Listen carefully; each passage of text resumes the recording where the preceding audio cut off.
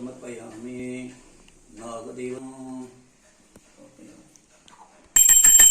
शुभं करोति कल्याणम् आरोग्यं धनसम्पदा सर्वविघ्नविनाशाय दीपज्योति नमोस्तुते दीपदेवताभ्यो नमः दीपं समर्पयामि महादेवताभ्यो नमो नमः धूपं समर्पयामि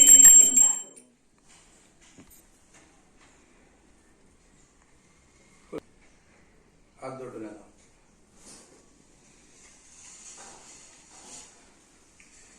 अंदा काय